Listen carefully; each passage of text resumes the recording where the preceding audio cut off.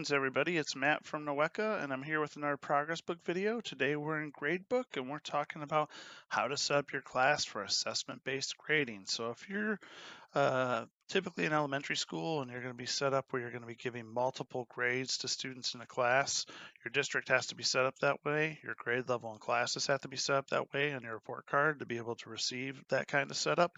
But if you know you're one of those schools that's set up that way and your particular class is a custom setup 2 or assessment-based grading class, let's go ahead and set it up. So Science 6, that's one of my elementary classes. Let's go set up that one.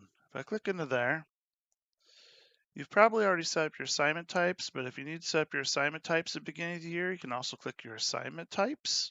When you first come in, nothing's going to be checked, and of course you're going to have to say which assignment types apply to that specific class. So here's my Science 6 class, is a brand new class, so I'm going to say that I have homework in that class. I have lab work because it's a science class. Don't have a math workbook. No, we don't have a presentation in there, but we do have quizzes and tests. There we go, quiz, tests, labs, homework, and we also have classwork, so I'm going to check that too. Remember, you can put any kind of assignment types you want in there. If you got journals for English class, you got a math workbook. Remember, each of these categories, when you put them in the system, will give you an output, throughout the quarter. It'll tell you how they're performing, so I can look at any time and see how they're doing on homework, how they're doing on classwork, how they're doing on their labs, how they're doing in their math workbook, or on their quizzes or tests. So you're going to get an outcome from that. Just keep that in mind when you create those categories. Not all classes are going to have every category. I'm going to go ahead and lock that, save it in. That really didn't have anything to do with custom setup 2, but you won't be able to do anything in any class until you have those assignment types selected for your particular class. So you might as well set those up first thing. All right, so I'm going back out here to my dashboard for my science class, and now I'm actually going to set it up for custom setup 2. So the next thing I'm going to do is go straight to the right from assignment types, and I'm going to click grading scales. So assessment-based education is custom setup 2. Custom setup 2 allows us to have multiple grades in this class. I'm going to go ahead and save next. And now you have to choose your card. Typically, you would choose grade 1, grade 2, grade 3, or grade 6, or this is a Science 6 class. This is a demo. I'm going to choose my crazy card, but you would choose the cards appropriate to you. Now, I want to make a note here. Some districts are now automatically setting up their custom setup too. If that's something you want to see in your district, talk to your administrators or give me an email, matt@noeca.org. That's MATT at noeca.org. And you can see NOECA, how it's spelled, right up there. So if you're interested in getting that, have that automatically set for you at the beginning of the year, you can do that as well. So you may find that this is already set up when you come in here, but it's still a good idea to check to make sure that everything was set up correctly. So I'm going to go ahead and click into the crazy card, next. And then what you're going to see is all your assessments are in here as yellow. You have to set your default assessment. And if you were checking, you want to make sure that if your class has an overall grade, which is your default, your main grade in your class, that is set correctly and that you're seeing your indicators that are on your particular card. So if you're familiar with what's on your report card for that particular subject, once again, we're in a demo, so these are just kept intentionally generic, just so anybody could kind of, you can just make up whatever you want. Indicator A, B, C, and D. So you'll see them yellow. I'm gonna go ahead, save. And when they turn white and blue like that, that means they're locked in and this class is ready to go for custom setup 2. That's all there is to it. You just do those 3 steps. If I wanted to, I could switch to another class. Mine are all set up. But just for example, if you flip to another class, it would take you straight back to the mapping screen.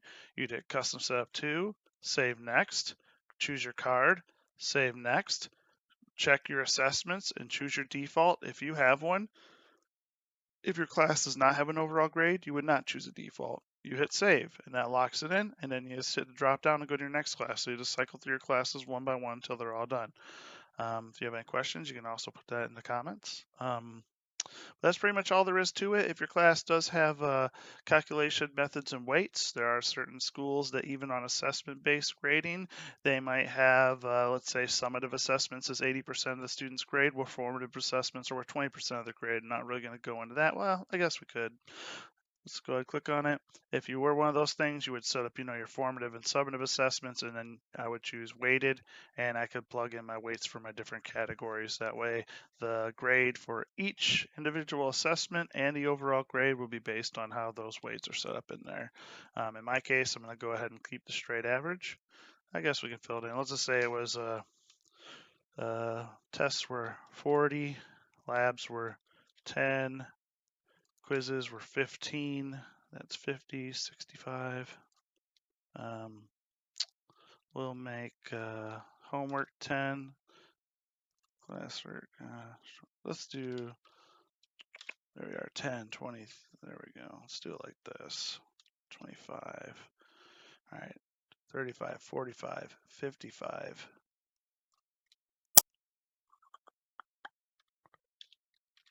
There we go. So you want all your weights to typically add to 100. It just makes it easier to understand.